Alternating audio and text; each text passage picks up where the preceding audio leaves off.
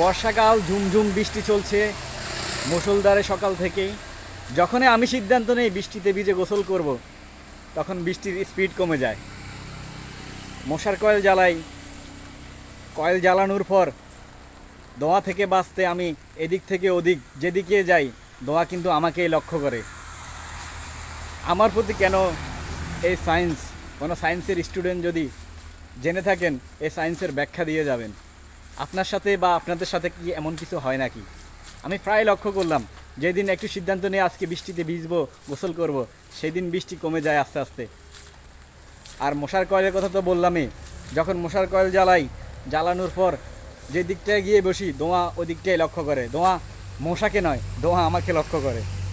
এটার কোনো সায়েন্স যদি জানা থাকে, কোনো ব্যাখ্যা যদি জানা থাকে, কেউ জানাবেন। अरे बेटे, तुझे थकान नहीं लग रही क्या?